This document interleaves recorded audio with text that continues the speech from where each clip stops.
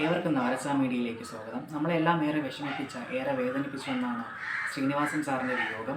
മലയാള സിനിമയെ സംബന്ധിച്ചിടത്തോളം തീർക്കാനാവാത്ത ഒരു നഷ്ടം തന്നെയാണ് മലയാള സിനിമാ ലോകത്തിന് സംഭവിച്ചിരിക്കുന്നത്. കാരണം അദ്ദേഹം ഒരു ബഹുമുഖ പ്രതിഭയായിരുന്നു. ആക്ടിങ്ങിൽ മാത്രമല്ല, സംവിധാനത്തിലും തിരക്കഥയിലും ഒക്കെ അദ്ദേഹം കൈകടത്തിയിരുന്നു.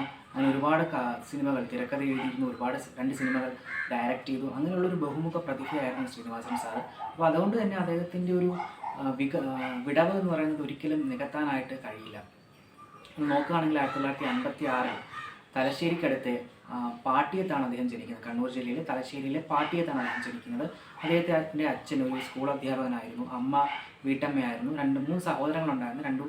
രണ്ട് സഹോദരന്മാരും ഒരു സഹോദരിയുമാണ് അദ്ദേഹത്തിന് ഉണ്ടായിരുന്നത്. 1977 തൻ്റെ പാഷന് പുറകെ പോയി സിനിമയിൽ എത്താനായിട്ട് അദ്ദേഹം മദ്രാസ് ഫിലിം ഇൻസ്റ്റിറ്റ്യൂട്ടിൽ ചേരുകയാണ്. അപ്പോൾ അതിനുശേഷം മണിമുഴക്കമാണ് അദ്ദേഹത്തിൻ്റെ ആദ്യത്തെ ചിത്രം എന്ന് പറയുന്നത്. അതിനുശേഷം അദ്ദേഹം പിന്നീട് ഒരുപാട് ചിത്രങ്ങളിൽ അഭിനയിച്ചു. അദ്ദേഹം 2 ചിത്രങ്ങളാണ് സംവിധാനം ചെയ്തിട്ടുള്ളത്. ഒന്ന് ചിന്താവിഷ്ടയായ ശ്യാമളയും മറ്റൊന്ന് വടക്ക് നോക്കിയ യന്ത്രവും. ഇതിൽ ചിന്താവിഷ്ടയായ ശ്യാമളയ്ക്ക് ദേശീയ പുരസ്കാരം കിട്ടിയിരുന്നു. അദ്ദേഹത്തിൻ്റെതായി പുറത്തിറങ്ങിയ 2 സിനിമകൾക്ക് തിരക്കഥ എഴുതിയ 2 സിനിമകൾക്കാണ് തിരക്കഥയ്ക്കാണ് സംസ്ഥാന ചലച്ചിത്ര പുരസ്കാരം കിട്ടിയത്. ഒന്നെന്ന് പറയുന്നത് സന്ദേശവും മറ്റൊന്ന് മഴയെത്തും മുമ്പേ എന്ന് പറയുന്ന സിനിമയുടെ തിരക്കഥയ്ക്കുമാണ് അദ്ദേഹത്തിന് മികച്ച തിരക്കഥാകൃത്തിനുള്ള ചലച്ചിത്ര പുരസ്കാരം കിട്ടിയത്. നമ്മളെപ്പോഴും അദ്ദേഹത്തിൻ്റെ ആക്ടിങ് കരിയറിനെ കുറിച്ച് സംസാരിക്കുമല്ലേ, അദ്ദേഹം മികച്ചൊരു അഭിനേതാവാണ് എന്നൊക്കെ നമ്മൾ പറയുമ്പോഴും വളരെ അണ്ടർറേറ്റഡായി പോകുന്ന ഒന്നാണ് അദ്ദേഹം എന്ന സ്ക്രിപ്റ്റ് റൈറ്റർ. കാരണം അദ്ദേഹം എഴുതിയിരിക്കുന്ന സ്ക്രിപ്റ്റുകളുമൊക്കെയാണ് ഏറ്റവും മികച്ച സ്ക്രിപ്റ്റുകളാണ് എല്ലാം. ഓടരുതമ്മാവ്, ആളറിയാൻ തൊട്ട്, ഗാന്ധിനഗർ സെക്കൻഡ് സ്ട്രീറ്റ്, സന്മനസ്സുള്ളവർക്ക് സമാധാനം, സന്ദേശം, തലയണ മന്ത്രം, അങ്ങനെ എത്ര നാടോടിക്കാറ്റ്, പട്ടണപ്രവേശം, അക്കരെ അങ്ങനെ എത്രത്തോളം നല്ല സ്ക്രിപ്റ്റുകളാണ് അദ്ദേഹം മലയാള സിനിമയ്ക്ക് എഴുതിയിട്ടുള്ളത്. അപ്പോൾ അതൊക്കെ ഒരിക്കലും നമുക്ക് നികത്താനാവാത്ത നഷ്ടം തന്നെയാണ് ശ്രീനിവാസൻ സാറിൻ്റെ വിയോഗത്തിലൂടെ ഉണ്ടായിരിക്കുന്നത്. ഇപ്പോഴും ഫ്രഷായിട്ട് തോന്നുന്ന, ഇപ്പോഴും നമുക്ക് കണ്ടാൽ മടുക്കാത്ത, മുഷിപ്പിക്കാത്ത സിനിമകളാണ് ഇതെല്ലാം എന്ന് പറയുന്നത്.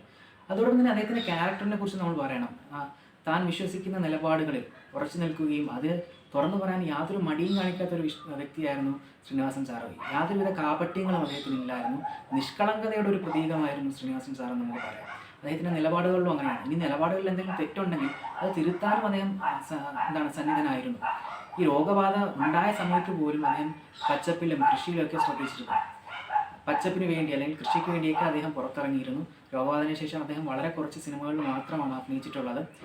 ഇപ്പോൾ രോഗബാധിതനായാണ് അദ്ദേഹം നമ്മളെ വിട്ട് പിരിഞ്ഞിരിക്കുന്നത്. പക്ഷേ അദ്ദേഹത്തിൻ്റെ തിരക്കഥകളും അദ്ദേഹത്തിൻ്റെ സിനിമകളും എന്നും മലയാളികളുടെ മനസ്സിൽ മരണമില്ലാതെ തന്നെ ഇരിക്കും.